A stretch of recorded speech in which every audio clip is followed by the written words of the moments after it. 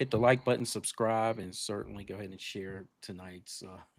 It's going to be very impressive discussion about lawfare. Um, Brother, you had the most interesting week. I You did. I care to did. share? Yeah, What was absolutely. it? Well, What was before going on? I think we need to introduce our distinguished guest though. Yeah, We let's got go ahead and bring him yeah, on. we got Joseph Yeah. Mosley, the distinguished ex homicide, Chicago PD. Why don't you introduce yourself because that resume is a little bit too long for me. Just a just a regular Joe. No, did over 30 years. I have over 35 years in law enforcement. I've held positions from commander of special functions for CHA, Chicago Housing Authority. Did a stint as a chief of police in a small municipality. Headed up detective division for a small municipality, and I was a detective for 20 years of my career. Excellent, excellent. Well, with that being said, we're here to discuss lawfare. You know, lawfare is not just criminal. We've seen people use lawfare criminally to imprison people or to disqualify them from running for elections, as we've seen nationally, state in my case. But also, lawfare is waged on a civil level as well too, and that's to see if it can financially impair a political opponent uh, or things of that matter. So the lawfare in my case, which I think is going to be an interesting case study in years to come, happened both criminally and civilly. I think for people to put things in context for people to understand the civil trial, just in case of someone who isn't familiar with my situation, here's what I want to briefly say before we go into that civil trial. I am the first. No, no, no. Let me take that back. I'm the only person in the history of the United States, the only in the history of the United States, which has been in existence for over 200 and some years, to be criminally prosecuted and indicted for the use of a restraint chair when A, I didn't physically strap anyone in the chair, and B, didn't physically assault anyone in the chair. I authorized the use of the chair and with good reason based on training and policy. So I want that to sink in for a second. I'm the only person in the history of the United States that this has happened to. And there's a backstory as to why I'm the only person in the history. Now, interestingly, at the civil trial, the attorneys, when I made that statement, he asked, "How do you know that?" And I told him, "Well, my attorneys have told me." And he said, "Did you research it?" I said, "Yes, I did." But here's one thing I didn't say, and I want to say this. Not only did my attorneys advise me of that, not only have I researched it, but let me tell you who else said that this has never happened before. And that was a judge in my criminal conviction trial. Her name is Judge Ross. And from the transcripts, this is what she says. She says the convictions for what we are dealing with in this case are pretty novel, meaning never happened before. She went on to say, I don't know if any of us have seen a prosecution, let alone a conviction, related to the use of the restraint chair. And in fact, I'm not aware of any civil lawsuits on that basis either, except for the ones now pending on Mr. Hill.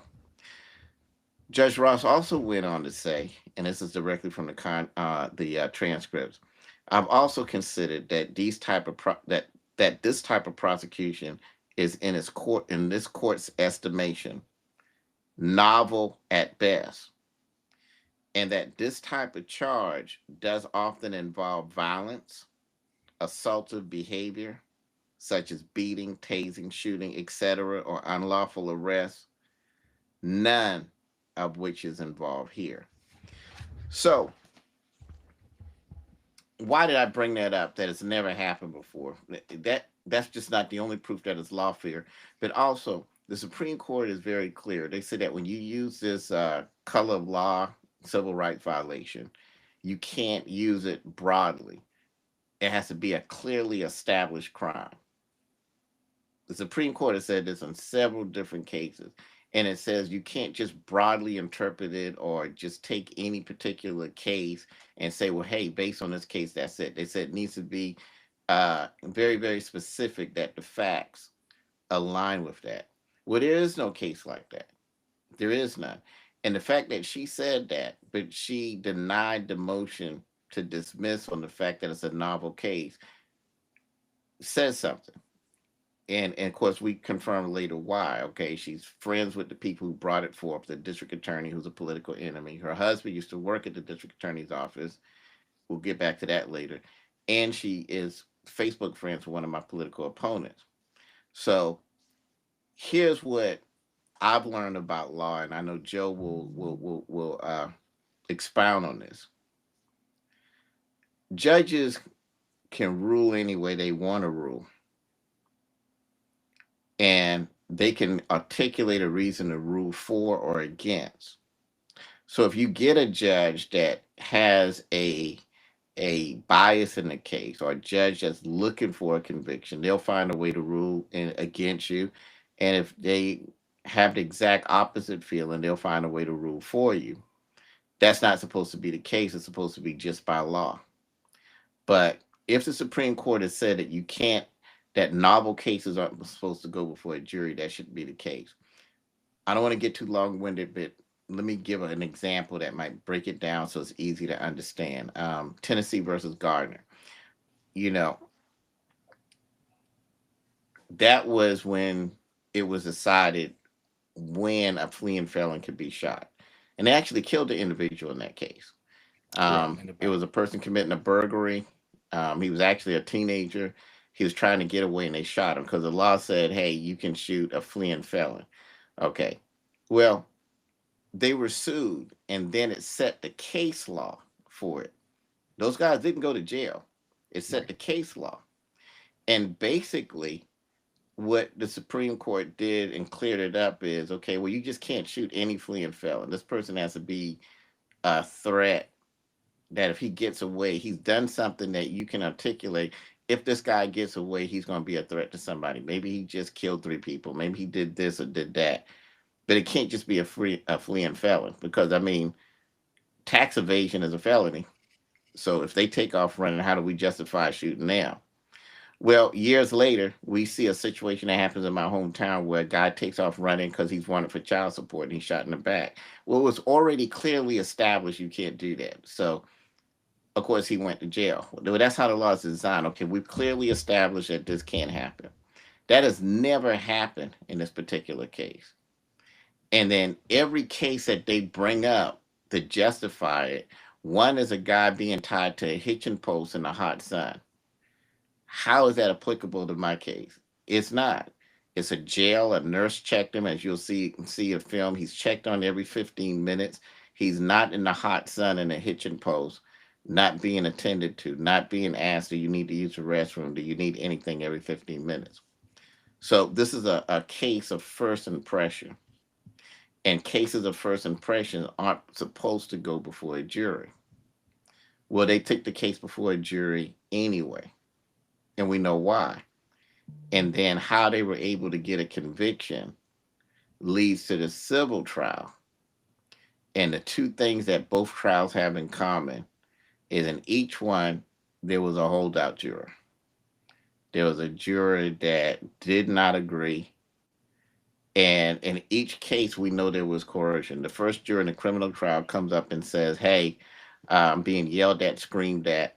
And we see for the first time in the history of the United States something else. A judge calls him out twice, looks for every reason to throw this man off the jury, addresses the media in the courtroom and said, look, I know you want me to throw him off the jury, but I don't have, I can't legally do that.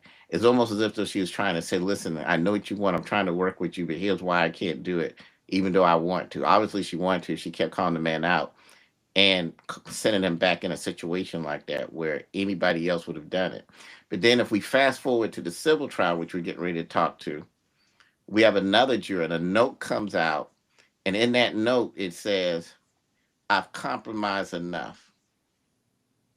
Okay. Meaning that even the compensatory damages that this crazy guy got, that jury wasn't really in agreement with that. But okay, I'll compromise with that. But in order, whatever. And then obviously there was some bullying or whatever to see if they could get her to go along with something else. So I want to set the stage for this discussion with that background if people don't have it. But I don't want to be the only one doing the talking. I know y'all got questions to ask and y'all got insights to say as well too. So let's get this started off. And uh, Joe, what you got to say, my man? I I found so many things wrong with this trial. Um, Everything from the connections of different people, and it can be proven. That was the other thing. But one of the things that stands out, and at least for me, having sat on jury, I've actually sat on two juries, none criminal, but having been in front of juries as part of the prosecution as a homicide detective, is what was not allowed in, if that be the correct term. Um, what's amazing to me is that, as you say, the if there was a hint of impropriety, and there was, at least in my mind, then the judge should have done one of two things: recused, period. If not, a mistrial. Everything from what this person, and I have a hard time calling her a judge based on what she said and did in your case, because I can only imagine what she might have done in other cases.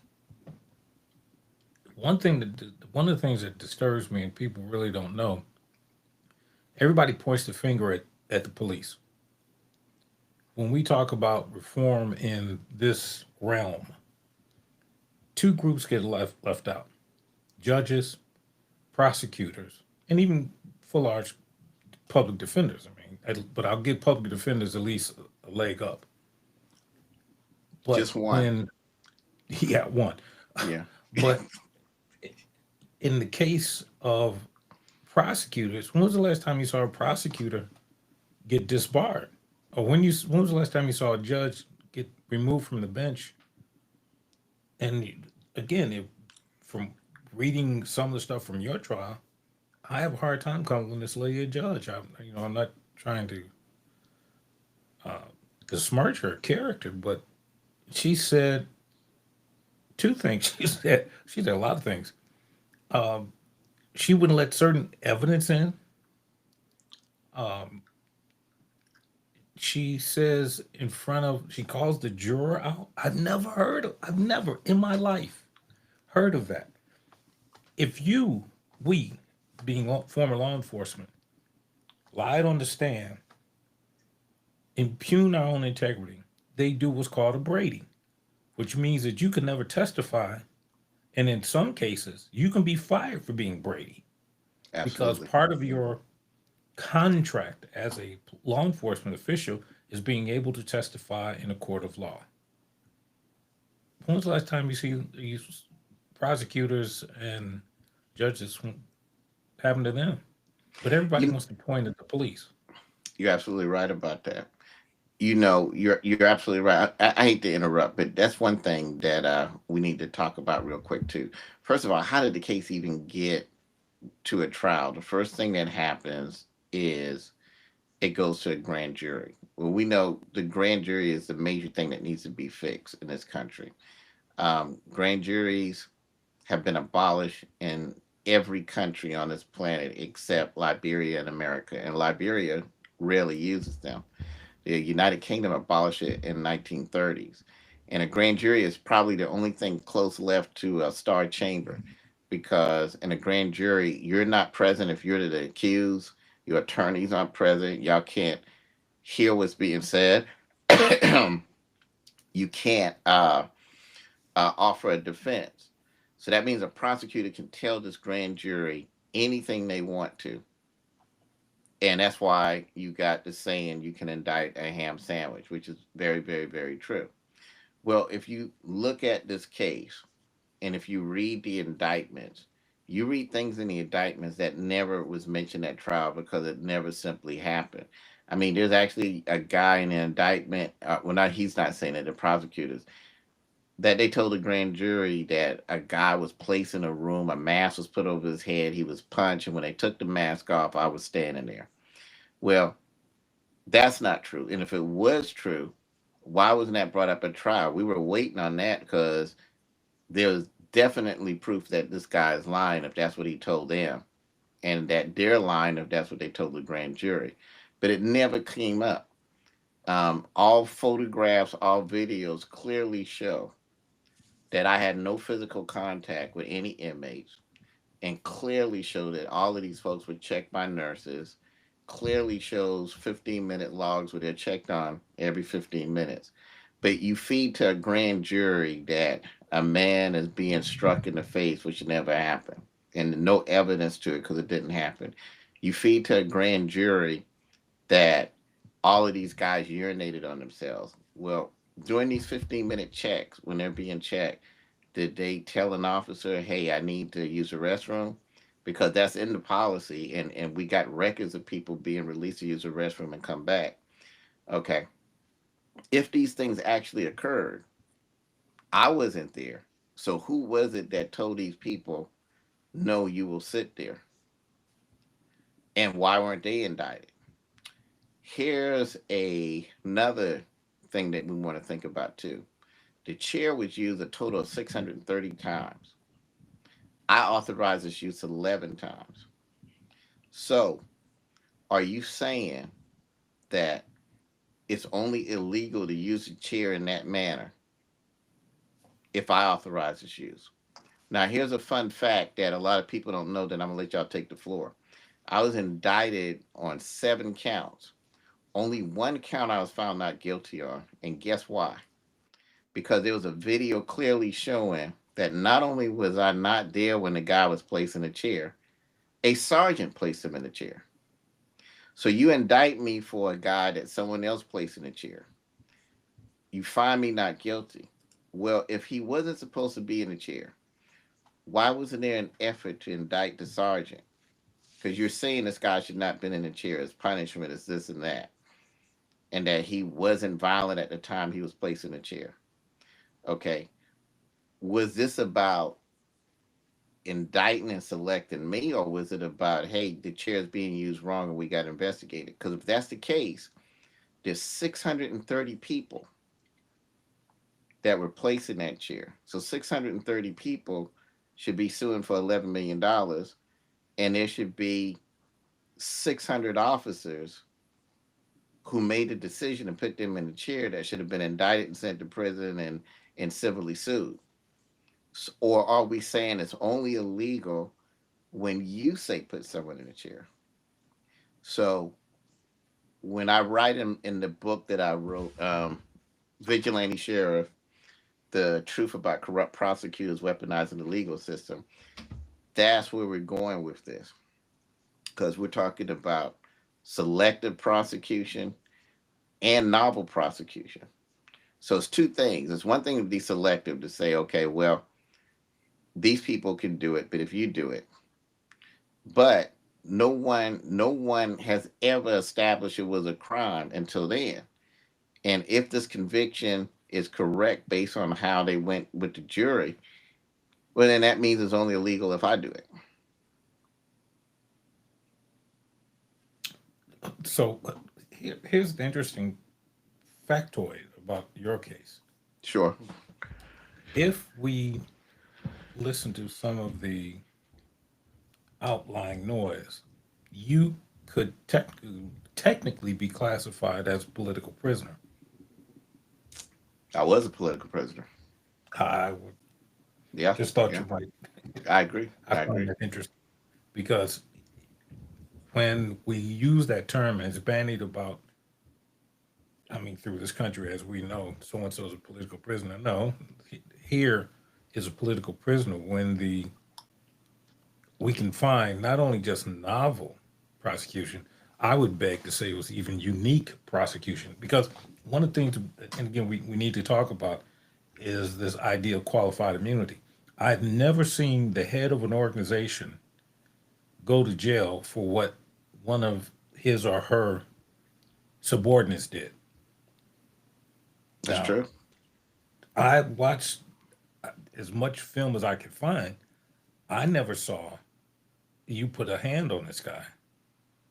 I never saw, I know you gave the order, but again, that's as a supervisor, that's your job to give orders. Hmm. The other thing that's disturbing, and correct me if I'm wrong, she wouldn't let you all address those issues of where were these. If I remember correctly, your place was under video surveillance, right? Yes, So wouldn't these instances be committed to film? absolutely, So absolutely. so what happened? I mean, it Well, wasn't well, allowed in. there is no video of Mm. anybody being beaten or mishandled because they weren't. Uh, one thing that's unique about that jail, it's not 100% video. Not every corner or whatever like that. But the videos that are there of all of these, you won't see any of that. Not to mention everyone that had to be placed in a safety restraint chair, there had to be a photograph taken of that person, and that photograph was emailed through the whole command staff because all the commanders had to see who was there and make sure that they were okay, that there wasn't any injuries to these people or anything like that. And that was in addition to the 15-minute log, in addition to the nurse checking them before and after they got out of restraint chair. But to your point, let me say this. Okay. When that trial went, and let me tell you something, we're still in the criminal trial. Wait till we get to the civil trial, because the civil trial, if you think that first trial was wild, there was a whole bunch of interesting stuff that happened in the civil trial that we get ready to get into. Okay. But here's another thing that a lot of people don't realize. Okay. When you prosecute something in a vacuum, you're not giving the jurors the complete story. And as we all know, you can lie by omission as well as commission. Correct. So when you leave out important things, I always told my people when I was sheriff, I can't make the best decisions unless I have all the information. So don't leave anything out. Don't tell me half the story or 75% of the story. I need all of the facts of the story. That way, when I make a decision, I'm making it with as much information as we can. So imagine this: you take this case to trial, and you're saying that this big bad sheriff is torturing people, and you give the impression that seven people went to the FBI and said, "Hey, we were in a chair, help us." Well, that's not what happened. Okay, here is what the jury never got a chance to hear. How did the case even get started? And that's why the book was written. The case started over a political campaign. There was a man that had been in the chair several times. There's another man that worked for me that I fired for stealing guns, had to lock up his wife for sending harassing emails. And that crazy man, who we've had several problems with, decided to work on his campaign. Well, even while working on his campaign, he was still out there doing crazy stuff and coming to jail. And then when he came to the jail, he was such, that's another guy I got to describe to you because he's just as crazy as Glenn Howe. Had to be put in a chair again. Well, he gets with the political opponent who I fired, who they just happen to be friends with the Clayton County DA, who's another political enemy. And they decide, hey, we're going to investigate this chair. Well, his name is on the search warrant when they come to pull cameras and reports of the use of the chair. But they never indict me for having him placed in a chair. Why?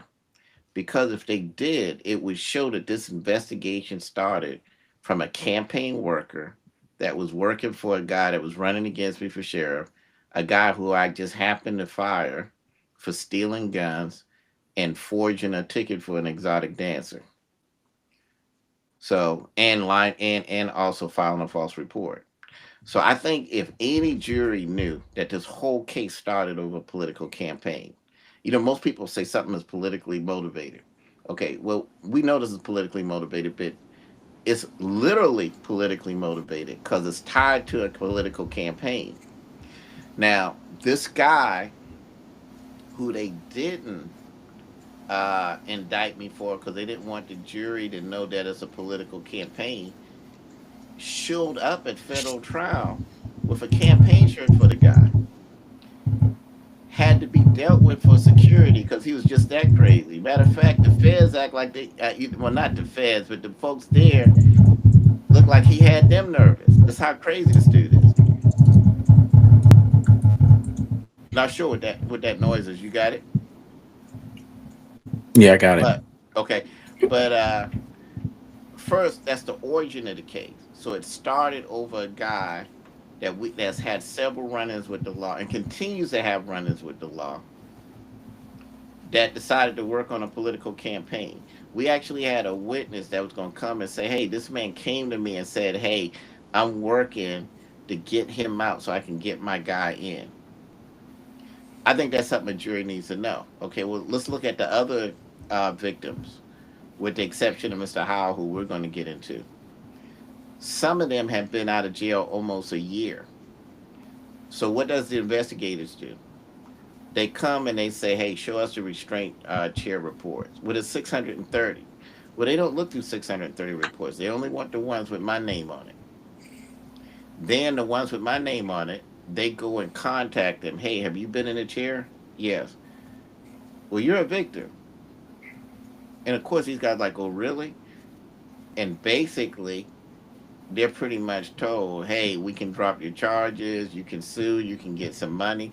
And next thing you look, all of them decide they urinated on themselves and they're injured. Well, if you were injured, why wasn't that reported to medical? That's why they send them to medical. Why didn't you get out and make a report or a complaint? Remember, we never had a civil lawsuit.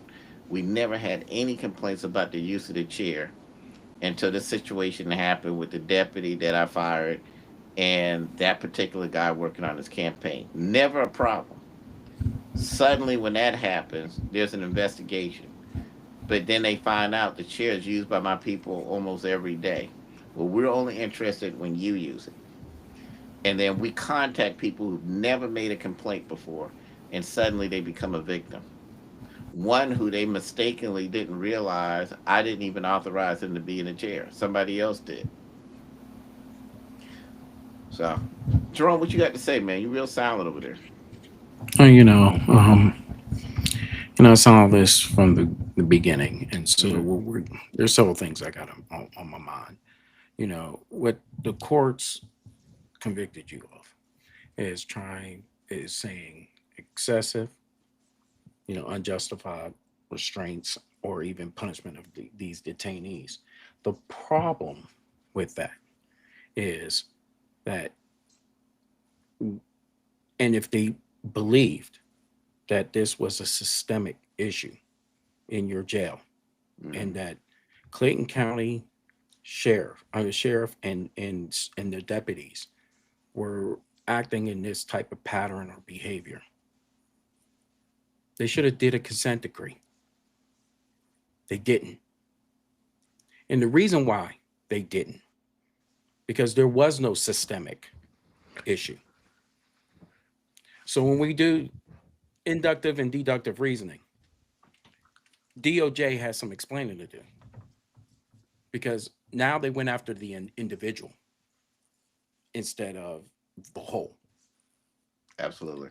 You can't say in one breath it was the 11 times that Sheriff Hill ordered that's the only problems, and thus the other 600 weren't an issue. It's either all or none.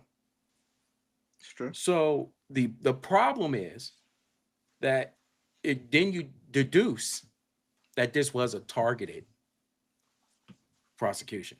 This was So, to do one thing. It's to remove that individual. right. We need a way to remove him from office. So now So now that you mentioned that, there's two things, and I wish we would have uploaded these videos. But to anybody watching, if you get a chance, go to YouTube and pull up the Gwinnett County Restraint Chair videos. The same DOJ office here in the Northern District that investigated my case investigated that case as well. And when you look at how those guys are put in a restraint chair, there's a distinct difference. They're being thrown, beaten, tased, manhandled, which never happened. We didn't use a restraint chair in that manner. People were just calmly placed into the restraint chair the same way you put a person in handcuffs if they're not resisting arrest. And interestingly about that case is no one was criminally prosecuted. And here is the interesting thing that Joe brought up.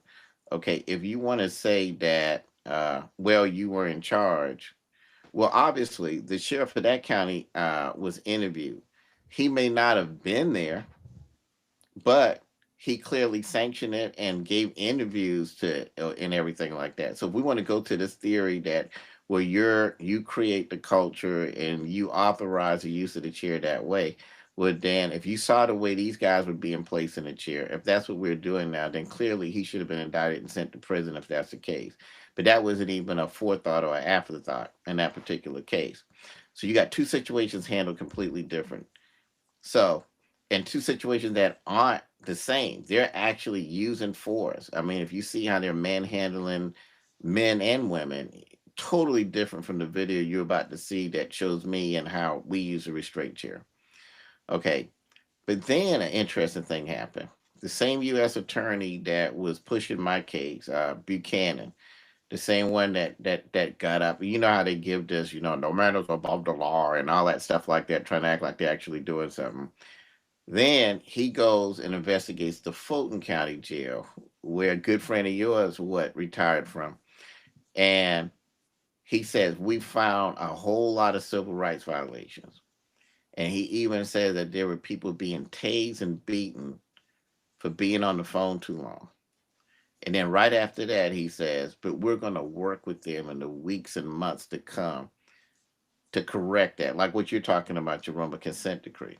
So think about this. You've got deputies beating and tasing people, but we're going to do a consent decree and get them to come in compliance with the Constitution because, we love the Constitution. We uphold the Constitution. But in your case, where no one was physically assaulted, the judge herself said it. No physical assault, checked every 15 minutes, checked by a nurse. Nah, you need to go to prison. This has gone too far.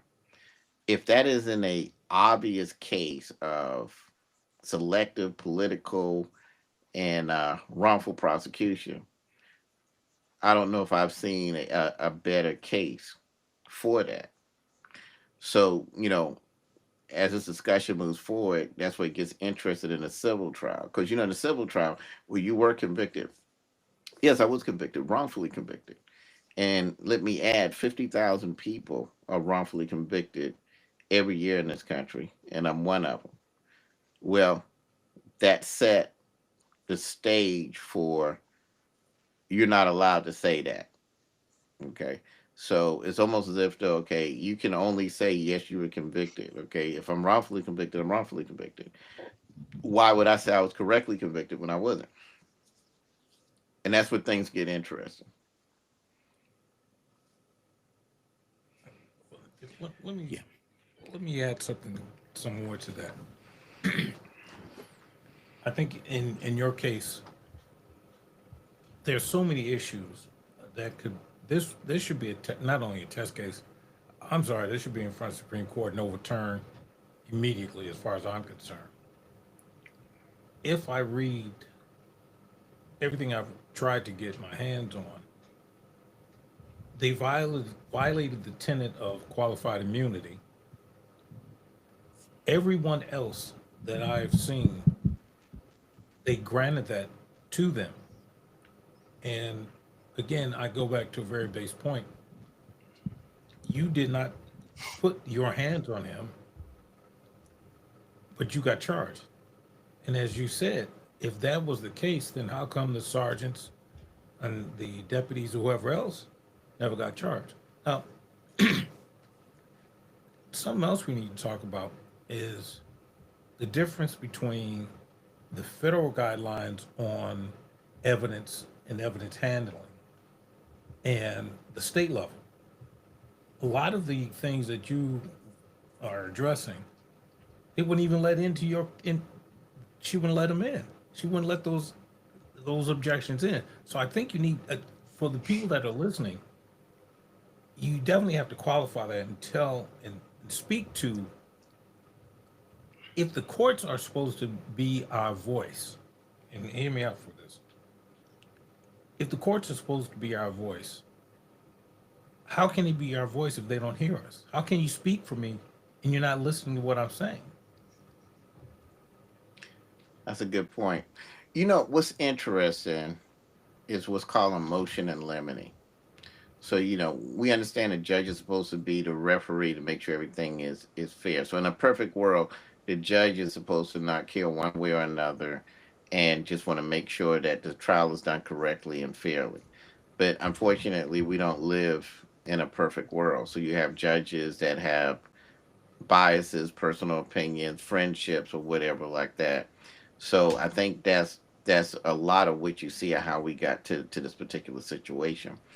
Um, so now we could kind of move into my civil trial, but let's just say this about the criminal trial before we do that. You know, I believe that one way, if that we shouldn't just fix grand juries, but I think we need to fix disclosure issues before trials. And let me tell you what I mean by that. The legal community is a very, very small community when you think about it. So imagine you hire an attorney, but you find out that the attorney used to go to law school with the prosecutor, or the federal judge is someone that worked in the U.S. attorney's office with your attorney before this. Just all types of incestuous relationships. And a lot of times these relationships aren't disclosed. Just like the federal judge in my case, in the criminal case, didn't disclose that she has friendships with political enemies of mine that were trying to unseat me, that her husband worked at the DA's office, which is another story. I don't want to complicate it. And that she has a relationship with the DA who pushed this case to the feds. So those type of things should be disclosed. But I also think other relationships should be disclosed as well too. So if the judge is drinking buddies with your defense attorney or with the prosecutor, these type of things should be disclosed. They should, because you can get in the courtroom and play as if though that stuff doesn't matter, but it does. So I hope that Congress one day will consider that, because I think that could clear up a lot of stuff as well too. Well, let's move to the civil trial. The civil trial, the judge in the civil trial is on the same floor as the judge in the criminal trial. So there's no doubt that unless that they have some type of relationship. And the reason I say that is because, let me tell you where it got real interested in my civil trial. My attorneys tried to present some evidence about the plaintiff Glenn Howe, and wasn't allowed to do it. And that evidence brings up the what exactly we were dealing with. Like, he had a restraining order out on him for stalking a woman, and the restraining order clearly describes him as cutting the tails of her puppies off and some of them dying. I mean, this guy is way out there. There's a reason we asked for him to be restrained, and there's more to that. And most of the things that I knew about him, most of the things that we wanted to say, we weren't allowed to say. Well, before he could do that, the judge calls the jury out the room. So they never get to hear this. And it got real interesting because he told the attorney, as he's getting on him, hey, I don't trust you. He said, I don't trust you. I thought I trusted you, but I don't. And then he said something that was profound. I think it was a Freudian slip, but this is what he said. And I can't wait to get these transcripts, because you can't make this stuff up. Okay. He said, just like y'all talk about us judges, we talk about you attorneys too. And then he explained to the attorney that if he brought any of this stuff up here, that he was going to sanction him and and he was just saying all kind of stuff. I think you're trying to get a mistrial. I think that's what you're trying to do. And so at this point, how do you think my attorney is? He's going to be very, very cautious. He can't. He was trying to aggressively uh, defend me, but now he's pretty much told you aggressively defend this, and I'm looking for any mistake you make, and you'll be held in contempt of court. Now, I think that when you're judging a sheriff for making a decision that a man should be in a restraint chair, and this is a man that has a history of stalking women, stalking my deputies, technically stalking me because he wouldn't stop calling me after I tried to see if we could calm him down. And after, even after my indictment, even after that, continues, gets on my social media. I have to block him. The fool actually said, well, he blocked me from his social media, but they never went into why I blocked him. Why would you be contacting me if you're that afraid of me? Because I'm this guy that tortured you in a chair. Confronts this deputy again after all of this. I'm going to get you. So if this guy is physically injured, if this guy has sustained so many injuries, how does he have the strength to confront this deputy after the fact? How does he have the strength to go to Cobb County and get arrested again and tell them you better ask Victor Hill about me? And they have to arrest him. And he's accosting other people and they have to physically restrain him again to get him arrested. That's the type of stuff this jury should have heard. But basically, in both trials, I've been restricted from showing just how crazy these people actually are. In the first trial, they wouldn't even let the two little old ladies who wanted to come and testify. There's this other video where you see me talking to a guy, telling him not to come back to Clayton County, telling him to keep his hands off of women, and I don't apologize for that. And telling him he sounded like a jackass. He is a jackass. If you hit an 80-year-old woman in a wheelchair scooter and knock her out of the scooter because you claim she cut in front of you to buy some chocolate milk, something's wrong with you. But it was these type of testimonies that wasn't allowed in a trial. Why? I think that's something a jury needs to hear. So it's almost as if though anything you put out that shows, hey, this guy was justified in his determination about these people, we don't want to hear that. But we will listen to perjury. We will listen to them make up a story that didn't occur. But we're not going to allow you to tell the entire story and everything you were privy to and how you knew based on your training and experience. This is a guy that needs to not only be restrained for safety, but he needs to be mentally evaluated. And if you look at these people I'm talking about, from the one that beat up the old lady in the chair to the guy cutting off the tails of the puppies that thinks he's supposed to get millions of dollars for that, all of them displayed that they needed to be evaluated. There's a reason they were placed where they were placed. And these type of guys, when they come to a jail, they're the ones that do what we see happening in jail every day now, which we put a stop to. They're the ones that when that officer opens a cell, they're getting feces thrown on them. They're getting urine thrown on them. I just, from a very qualified source, one through, well, I don't know if we want to say through, I don't want to get into that, but it was confirmed semen placed on a female officer. We have videos of when you open the cell, these guys instantly sucker punch or attack. One guy opens the cell and the guy comes out and try and throw him over the second floor. So you have attorneys, they'll present to a jury, well, can you just put him in a cell? Okay. Now we see what happens when you just put people like that in a cell. That's why the restraint chair is there. Because when the urine and feces is thrown, when the sucker punches, is when the officers do their hourly checks. And when you have a person known to be crazy, known to go up against law enforcement, like Kyle was, those are the type of people that we restrain. And that's why you didn't see any of this craziness that's going on at the jail now going on when I was there. Because we had a very specific way that we use that restraint chair for people who showed pre attack indicators. And the policy supported it, and the training supported it. So I think this case is a textbook example that you can follow your policy, follow your training, and if a judicial system wants to, they can still indict you and prosecute you and sue you, despite that fact. It's there's a couple of things that you hit on it real quick. The the pre-attack indicators. That's number one. But all of us, they charged you with a violation of your ethical code for all intents and purposes. Just a side note. Did you know up until the year 2023, Supreme Court justices did not have a code of ethics? No, I didn't. Look it up if you think I'm kidding you. No, I don't think you can. I say that for a reason.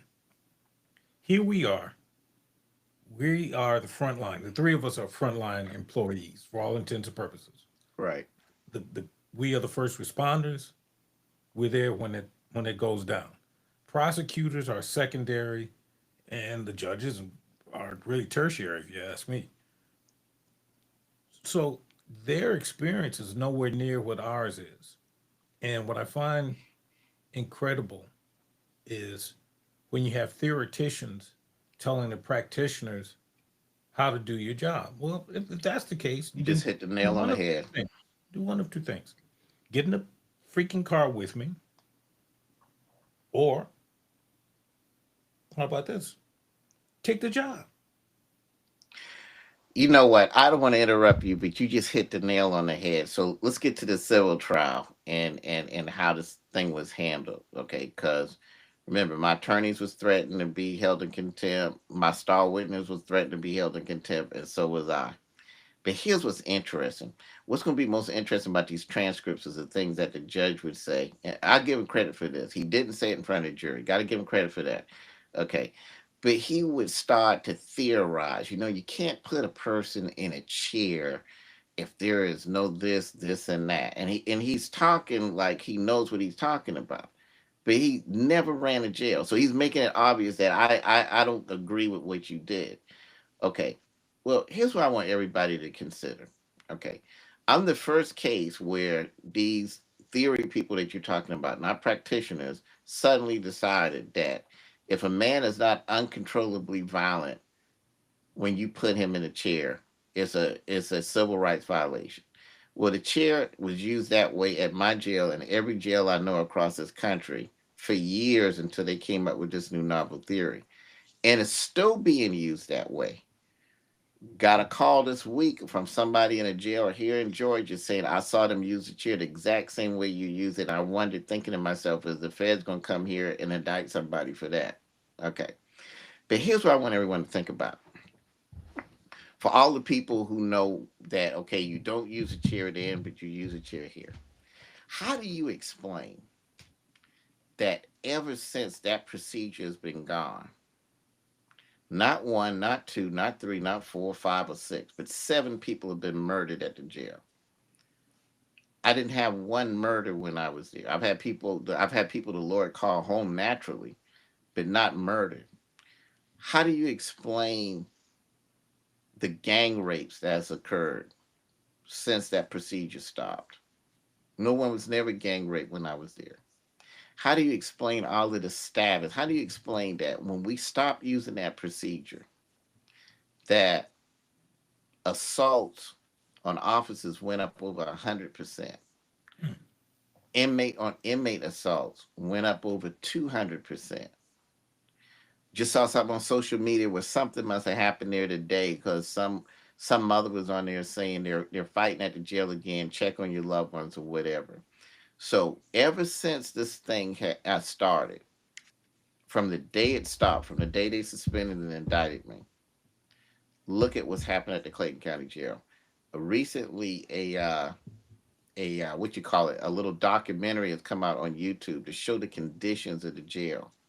That very same cell that Glenn Howe was in, the very same cell that the attorneys are saying, well, why couldn't you just lock him in a cell? That cell has been torn up, everything from the ground up, literally, where they've dug up the ground, everything. So when you see inmates breaking sprinkler heads, when you see them stopping up the toilets, there's a reason. There's nothing wrong with the plumbing system there. It's because inmates are allowed to destroy the material. Well, the restraint chair was there for three reasons, and it clearly says it. It says destructive behavior, aggressive behavior, and suicidal behavior. So anytime we saw one of those three things, we used the safety restraint chair, and everything came to a halt. There was no more throwing urine, feces, destroying the jail, or whatever.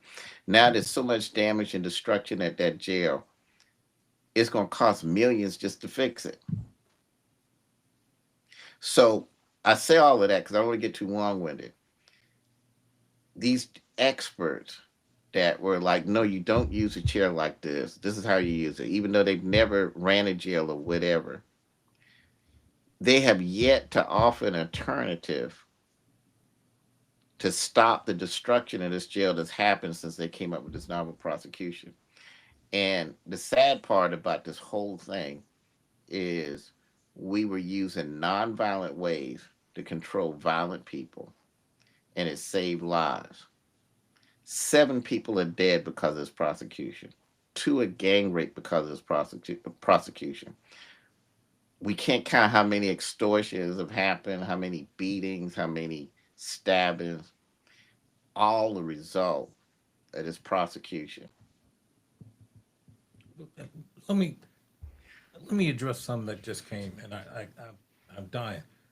Sure. One person put in the chat, 12 jurors unanimously found Trump guilty of felonies. 9 jurors unanimously found him liable for sexual abuse. Were they all in on the big Fitz plot to frame him? It- you- Let me help you with what we're talking about here.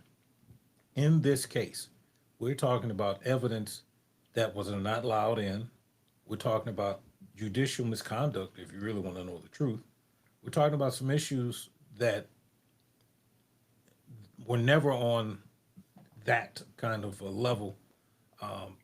And the fact that this prosecution, it is the same for in a lot of ways, but more importantly, what it says is that this system, as it would said in his trial, was brought by particular people for a particular person, and it was target prosecution unjustly. That's what we're talking about, and we're not going to get I into. agree.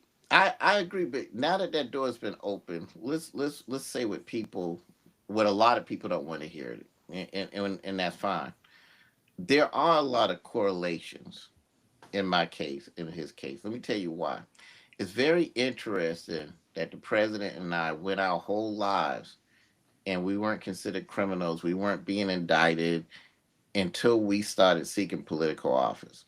So it's real interesting that you go all these years of your life and there's never investigations and you're not accused of being a criminal until you start winning elected office.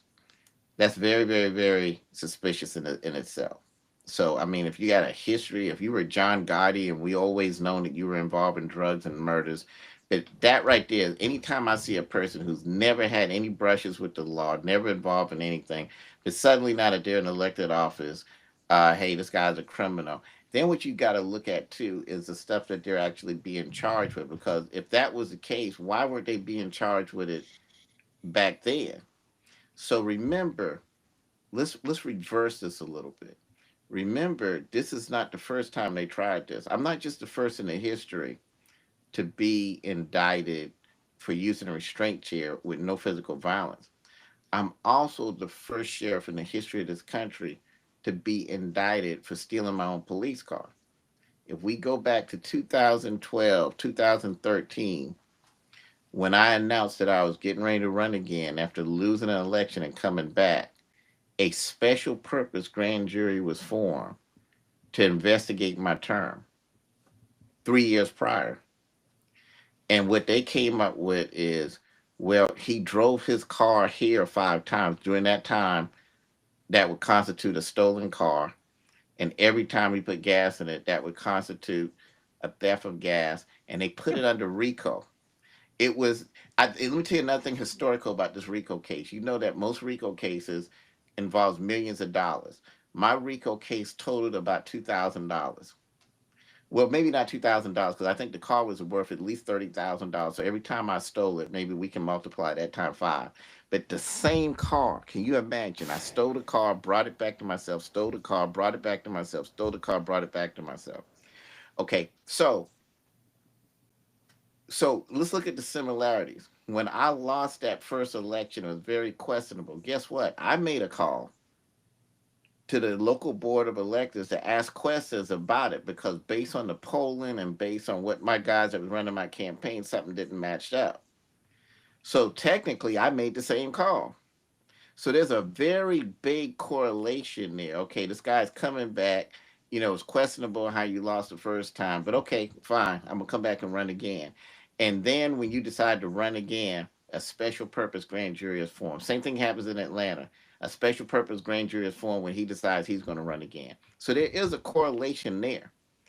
And I think that both cases show lawfare. It shows that okay, and I think that I want to make sure everybody knows this.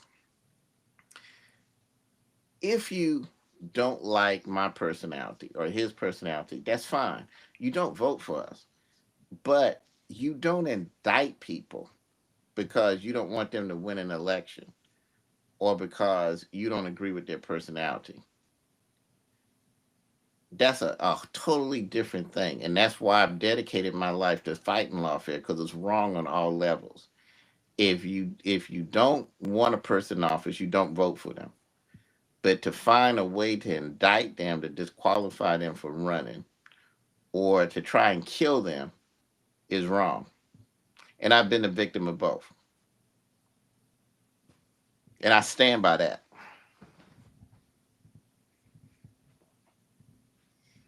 Wow, there's a All right, moment of let's silence. We okay? yeah, no, is there you want to play this video? Yeah, let's play the video. Let's show. Here's a guy that says that he was tortured and he deserves millions of dollars and whatever. And this is the same guy that we're talking about that was cutting the tails off puppies, threatening a deputy of mine, tore up his yard, ran his girlfriend off the road, kept going by the house. I attempted to see, hey man, can you come down and fill out an internal affairs report? Can we handle this a different way? Then gets the same way with me, completely keeps calling me, keeps making threats or whatever like that. He was obviously a person that we needed to get off the streets because he's a guy that doesn't stop. He has a history of it. And even after this incident, continued it, came on my social media, confronted this deputy again, confronted Cobb County Police again, a raving lunatic, a raving lunatic. Now, this here is why they said that I should go to prison for 18 months and why he should be given $11 million. Here's everything that occurred between me and him, or him and I, excuse me.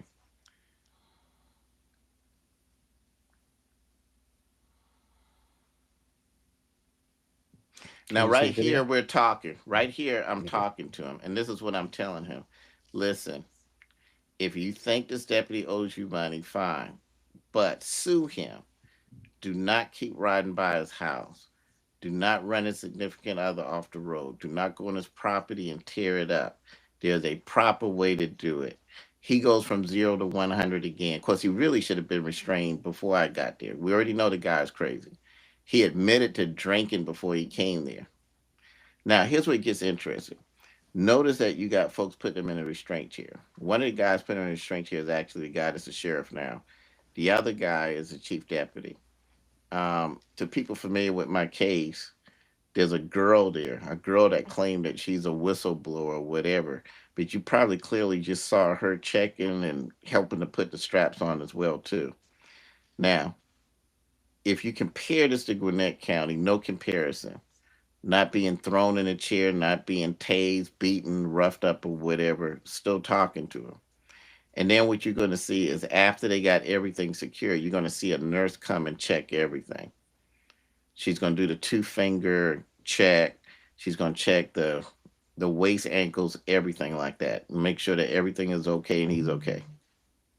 There I am, finished telling them, hey, listen, no more problems with this. This is how we properly handle things. Stop this action of what you're doing. He's one of these guys, like I said, you can't leave him. If you leave him, he'll stalk you and cut the tails off of your puppies if you're a woman. He just keeps at stuff. That's who he is. Okay. Now, in a second, you're gonna see a nurse come and check him. And then after that, you're gonna watch him be rolled off. Now, here's what gets interesting. At trial, he says something we've never heard before. He says that once he's taken to the infirmary, he's rolled into there and there's another guy in the chair. And he's asked, is the guy in the chair the same way you are? He says absolutely, because one of their claims is he's putting the chair wrong, but everyone's putting the chair the same way. They're saying, well, his hands were behind his back. Well, all 630 people hands were behind their back, so that's not germane to him. But here's what gets interesting. He says while he's in there with this guy, two deputies come in with masks on their faces, and they take the other guy in his chair and they keep rolling him into a wall. Then after they roll him into a wall, they eventually turn his chair over. Then he says, one of the deputies said, what about this guy? And then this other mysterious deputy says, well, he's not doing anything wrong. Leave him alone. Well, then he says the guy tightens his cuffs and tightens his straps. Anyway, okay, first of all, we use double lock, so you can't tighten the cuffs afterwards. Okay. Number two, so basically, he's saying, okay, yeah, we checked them there, but these two mysterious guys came in and did this to the other guy. That okay, here's where I want to go with that. You got the FBI investigating this. If you told the FBI that the FBI didn't try to find out who these two mysterious deputies are, there's only 30 people per shift there. So that shouldn't be hard to find out. Who was the other guy in the chair? Everyone in the chair, there's a record of it, a picture taken. Why wasn't he interviewed? Why wasn't he brought to the criminal trial? Why wasn't he brought to the civil trial to say, yeah, these guys came in and ran me in a wall and then they went and they did this to this poor guy here? Better yet, if they did that to him, why not give him $11 million that this guy wants? If they came in and did this to this other guy, he's the one we should be giving $11 million to. Because if that really occurred, which we know it didn't, I would be firing, arresting them. And well, I'm not the one that authorizes settlements, but who would argue with that? If that really occurred, if you're out there, whoever you are, which we know he is, and please come forth and tell us about that. Because for some reason, the FBI wasn't able to find the two deputies and wasn't able to find you. And I know the FBI can do that. We got confidence in them. They can do that. So the point I'm trying to make with that is this. If he can come and lie in trial, we can prove it's a lie. That alone should be enough for perjury and enough to dismiss the case. Why is it okay for the other side to make up a lie and not be held accountable for perjury, even though it's a provable lie?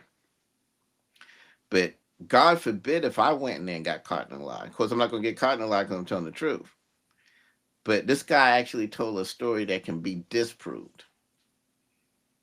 Every shift, there's a roster, and everyone on that roster. So it shouldn't be hard to figure out who these two mystery guys is. And it shouldn't be hard to figure out who this mystery guy was in the chair that they kept ramming in the wall and turned over. And if that guy exists, with all the media and press that this situation has gotten, he's not going to call in and say, hey, guys, come see about me. Yeah, why don't y'all indict the sheriff for me? Because it didn't happen. But when you allow those type of lies to go to a jury and they go unchecked, then you get an unfair process. And so you basically giving prosecutors and plaintiffs a license to lie. And unfortunately, that creates a situation where a person can be convicted off of a lie and he can get a judgment off of a lie.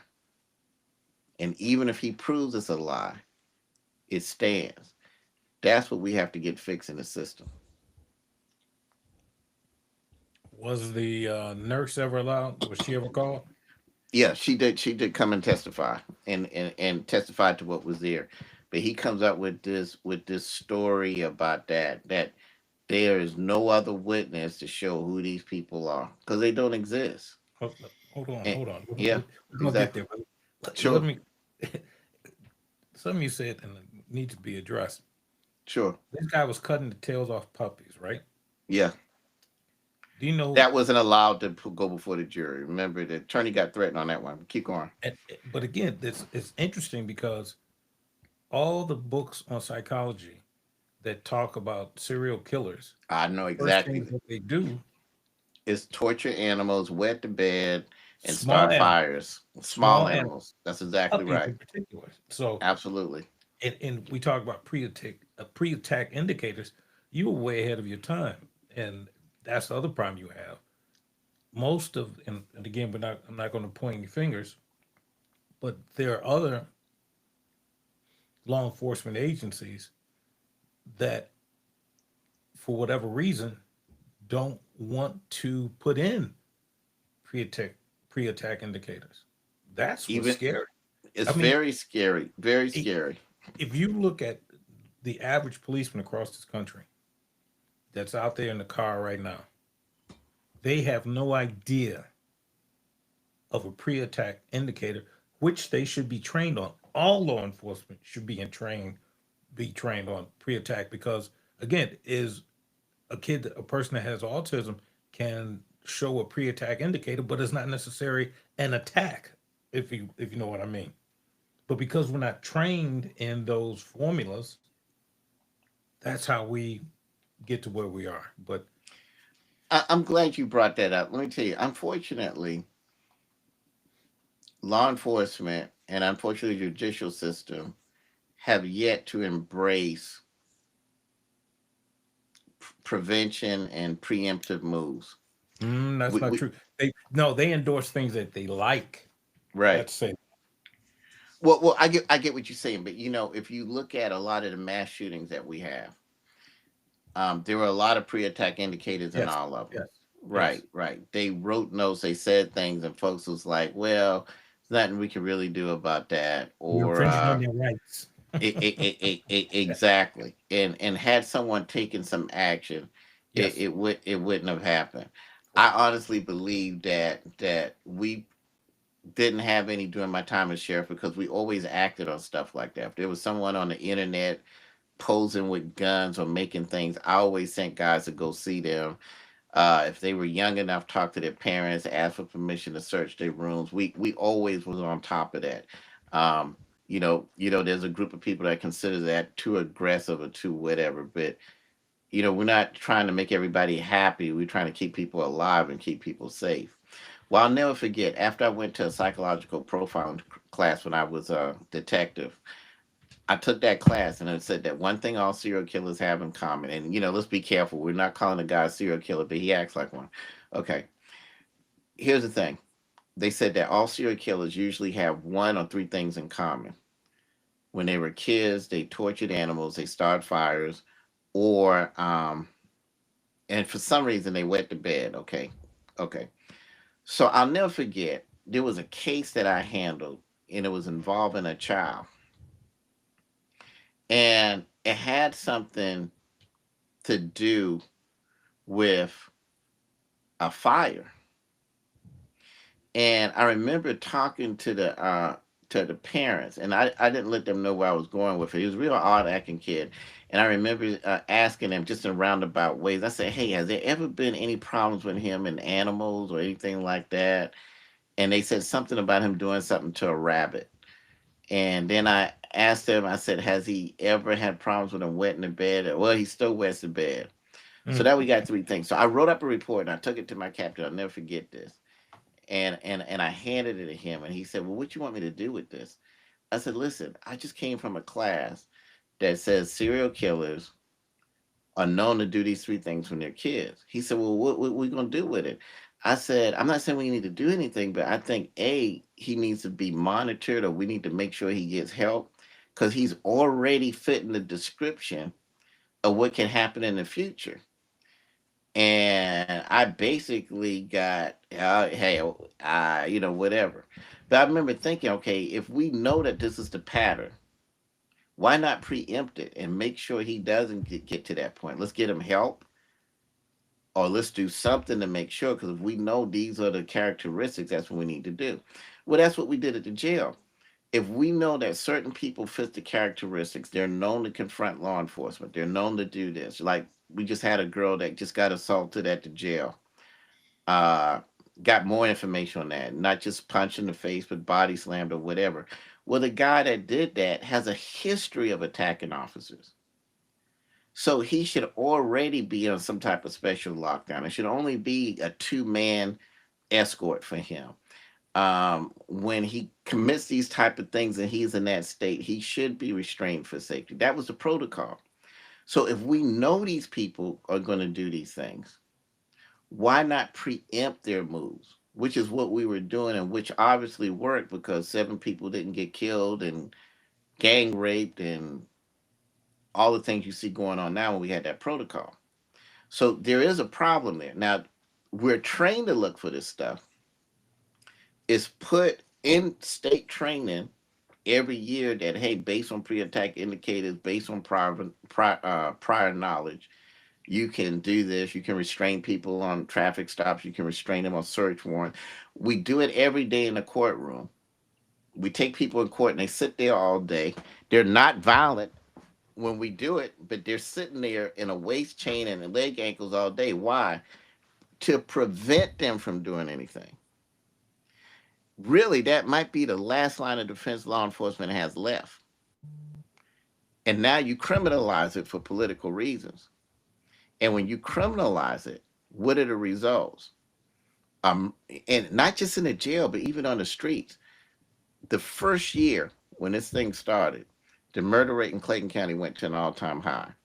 We know that the jail is a microcosm of the streets. That's just a microcosm of society. I can tell a lot about society by looking at the county jail or the prison there. And when you look at the violence that exploded in the jail and exploded in the streets of the county, of Clayton County, my county, as I like to say it, because I like to take responsibility for everything that happens there. There's a direct correlation to the fact that you got these theorists that you talk about, not practitioners, that they know best. Well, we know when restraint here should be used. And now you take that away and look at the death and destruction that's happening. There are people dead because of this. Never forget that. Dead. So I asked this question: if Glenn Howe deserves millions of dollars, what do the families that lost seven people in that jail deserve? What does the families of two guys that are still living that were gang raped to the point to where they had to go to the hospital and get anal surgery? How much money do they deserve? All of the inmates that have been stabbed in that jail, how much money do they deserve? Because Glenn Howe didn't get stabbed. He didn't get anally raped. He didn't get killed. Actually, nothing happened to him. If he deserves $11 million like he think he does, what do they deserve? And to the officers who are placed in that position, like this young lady, who is probably, from my understanding, is about 5'2" or one, and got a 6'4" man punching her repeatedly in the face, body slamming her when she's doing cell checks. What does she deserve? So we've created a society where guys like him, like Glenn Howe, who stalk people, who stalk law enforcement, that, let's drop their charges. Let's make them millionaires. What about these other guys that have been stabbed, raped, robbed, murdered because of this case with him? If he deserves 11 million, then they perhaps deserve $1 billion. And if they're going to play these type of games with lawfare, what happens when these people start suing? People that something actually happened to them, and happened to them because of the foolishness of this dude faking like he's injured when he's not, or whatever. A man is injured, but he continues to get in confrontations with law enforcement.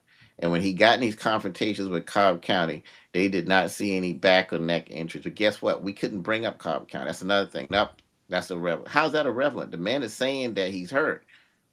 Well, if you're hurt, how do you go fight with Cobb County police at the battery? Why is that not relevant? Well, I will. I think that the what we see is that the rights of the offender outstrip the rights of the victims, and that's where we are.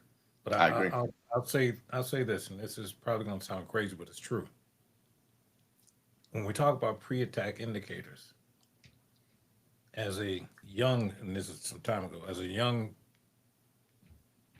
professor, I'm an adjunct professor as well. I wrote a paper for a department, and I said, and this was after Klebold and Harris had done their thing at Columbine. I had also talked to the sheriff in Columbine. We did a post mortem, and he gave us a list of things. So I went on to tell my department, which will remain nameless, we need to start training officers on school shootings. Guess where that went? I Nowhere. had I had a Yeah. commander come to me. He said, Mosley, it's a great idea. They ain't listening to this. He actually balled up my paper, threw it in the garbage in front of me. Yeah, kind of like Now, that captain when I took him the report I wrote up on the guy that was torturing animals and stuff. And hey, we might have a serial killer here on our hands. But go ahead. here we are. This is now 2025. We're now at 1,200 shootings, or if not better. And we know that there are pre attack indicators. However, that first line patrolman don't know they are. So that officer that got beat, like I said, the offender has more rights than our victims, and that's a shame. But again, and I know we're going down a rabbit hole with this one. That's why voting matters. I mean, Oh, I the agree. judges get there because they're voted in on the state level. We won't even Right. talk about the federal, but if we're looking at this from a where do we start? We got all politics is local, all That's true. politics. That's true. So if we're going to clean this mess up, we've got to start right at the local level. Judges, prosecutors, all of them. If we had any sense, if, and I think if we do an overturn, we turn everyone over right now. I agree. Now, elections take time. They're every 4 years, but there's one thing that I'm a proponent of. We've got to put checks and balances in. First of all, we got to reform grand juries. It'll be hard to commit lawfare without a grand jury. A prosecutor pretty much know they can indict anybody for anything, and prosecutors have the ability to lie to a grand jury without being held accountable for perjury. So I think if grand juries became open, if the defendants could be there, if they're taped and the transcribed and everything like that, then hold them accountable that you have to present the truth to a grand jury. The defendant has to be there, his attorney has to be there, and they should be able to present their side. You do that, and that kills probably, I hate to say it, probably 60% of what you see happening just actually makes it to trial. And some of these cases never make it to trial because some people just fold and it will give me a plea, give me something and get me out of this way. So all of these convictions they talk, people talking about you're convicted, okay, whatever. 50,000 people are falsely convicted every year, and some people agree to a conviction because they're afraid that they're going to be get a trial penalty for taking it to trial. Then, if you take it to trial and you get a biased judge, as I did, they're going to try and rig the trial to force or coerce a conviction. So, first thing we got to do is put things in place. And then, also, the other thing I'm saying is I think this full disclosure, it should be illegal for a judge not to disclose relationships that they have with your political enemies, relationships they may have with your defense attorney, with the prosecutor, or whatever. That needs to be out there because that says a lot to set the stage of how things go. And, we got to put those checks and balances there because these people can't disappear overnight with an election, and most elections are every 4 years. So, what protects people from lawfare during that time, unless there's some type of checks and balance put there to stop it? Another thing that prosecutors do is very interesting is they in, they indict you on stuff that you let me put it this way, that you didn't do the elements of. Okay, like for instance, the district attorney that's behind my prosecution. We had a young lady, unfortunately, running track, and she falls and she dies, and it was very hot. So there's an issue of whether she should have been running while it was hot. Okay, totally understandable. If you're saying there's some civil liability, I don't argue with that. If if you want to press it criminal, okay, well, at best, it's involuntary manslaughter. Certainly, those coaches didn't sit there and say, "Hey, keep her running, and we're going to do whatever." Well, these coaches were indicted on murder, malice murder. That's not what happened. So whatever she told a grand jury to get an indictment on murder has to be a lie. I think indicting someone on something that they don't fit the elements of the crime is a form of perjury. If it's manslaughter, it's manslaughter. If it's It is murder, perjury. it's murder. It If is. it's involved, you see what I'm saying? It's Yeah. perjury. So you indict people on stuff that they didn't do, or because they didn't do the elements of that crime. And then the logic that they say is, well, we want to indict them on that because that way they can plead to this. So you're indicting them on something they didn't do so they can plead to what they did do. I, but see, And that's the type if, of craziness we're dealing with this judicial system. But go ahead. yeah, but see, that brings me to a point I was getting ready to walk right into. Another part of reform is the plea bargaining. Plea, if you know, understand how pleas started, and it was actually designed to keep people enslaved. There's a book by Dan Cannon. He is a former defense attorney. I've talked to him. His book is Pleading Out How Plea Bargaining Creates a Permanent Criminal Class. Next time, I'm going to reach out to him, see if I can get him on the show. And one of the things in the books, he talks about how this came into play around the late 1700s. And it was, again, a way to keep people in bondage. But if we took out plea bargaining, you take another chip off the. Imagine this. Imagine if all these people went to trial. Maybe some of these judges might have to go to work. Now, I don't know about you, but lately it's been disclosed.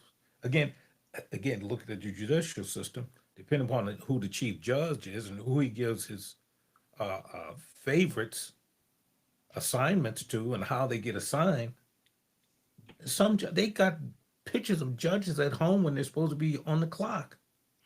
That's a good point, and I'm glad you brought that up. I actually got proposed legislation for plea bargain reform. That's another element. Two things I think if you change this grand jury thing and the plea bargain thing, then you change the game because that's like I call it a plea gun because most people feel like a gun to their head, so they take a plea even though they're Correct. not guilty. And that's no doubt why this judge allowed this to go to trial because even though it should have been dismissed, she figured if she didn't dismiss it, maybe I would just plea out to it like 90% of the people do, which of course I'm not going to do and never going to do because it didn't happen and that's not what the case is. But you're right. That is exactly a major problem.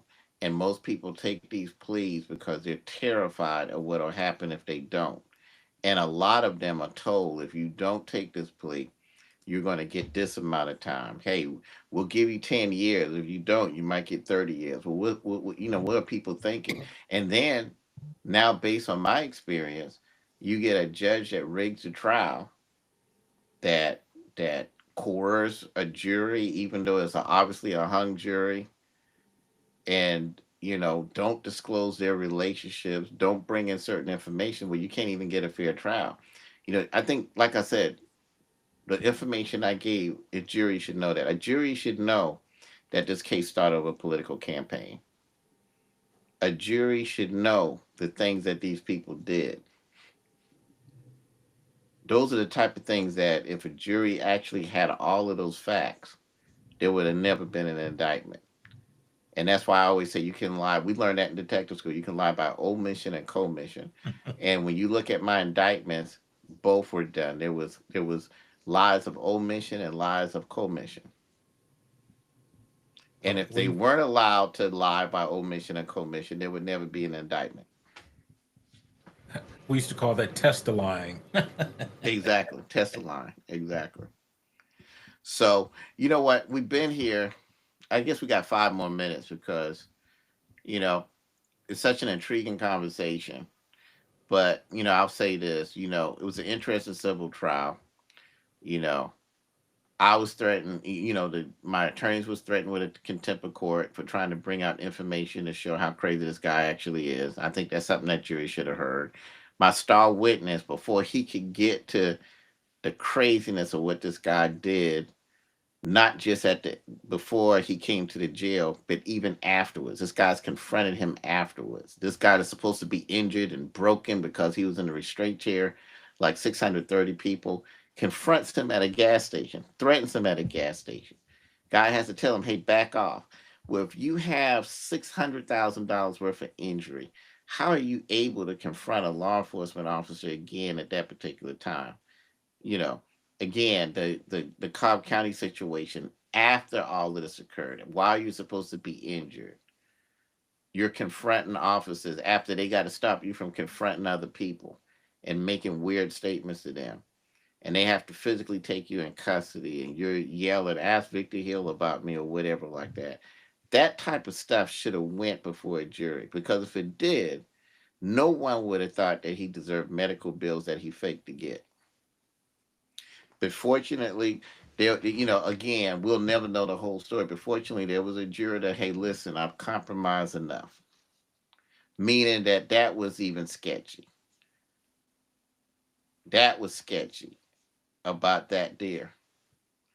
So, hopefully, and the sad part is, but the good part is Clayton County. I don't believe that they're going to pay him that, and they shouldn't. They shouldn't, But that goes to another story. Let me tell you, the next thing I want us to go on as we end this is this: we got to talk about lawfare from the inside. And we don't have enough time to go into that, but let me just give a brief commercial to that. Think about this: when a sheriff is sued, his attorneys are paid for by the county commission. Think about that for a second. The county commission provides him attorneys. What if the guy sitting on the county commission wants to be sheriff? And what if he's meeting with people telling him to sue the sheriff?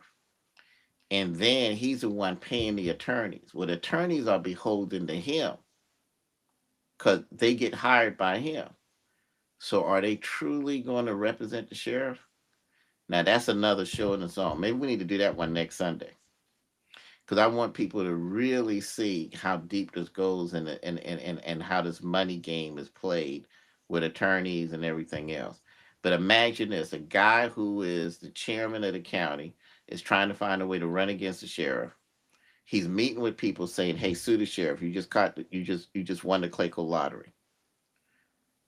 But the county attorney and the people that's being hired to represent the sheriff answers to him, and that's part two of this story that goes far deeper than you can imagine. Let's do that one next week. I think we've talked enough for one day, unless somebody disagrees. Oh, we're good. We're good. Yeah. Yeah. So I'm not taking a gonna look mess at the with you. algorithm, many of you are watching. Please subscribe, hit the like button, share. Certainly will help us. Um, I'm Jerome Hill. Certainly, thank you, brother, and Joe, as always. You always come and bring it. It's my Thank you. pleasure, brothers. Yeah, Bill. It's an honor to have you. One day we got to do a show about you. You got a very interesting history with Chicago PD, which is, I think there's four or five fascinating law enforcement agencies in our country's history, and that's Chicago PD, LAPD, Miami, but of course, I don't think nothing can supersede the NYPD, which is perhaps the most fascinating police department in the world. You know what I'm saying? But Chicago PD has an interest in history and tradition, and your time with them is interesting. So after we get through with this Lawfare series, we definitely want to talk to you about your time at Chicago PD. Well, just as a segue, just so you know, my father and uncle were policemen. They came on the job in 57 and 58, and some of the stuff they told me is probably worth a book. That's gonna be a good show. Let's make sure we Mhm. schedule that one. Next show we'll do a lawfare on the legal and the attorneys and how that came to be with the county commission. And then we definitely want to talk to Joe. I think Joe's a whole lot more fascinating than me. Nah. All right, Nah. guys. I All right. appreciate you. I All appreciate right. everybody taking a look, and we'll go ahead and see you later. Take All care, right. everyone. Thanks All right, brother. everybody.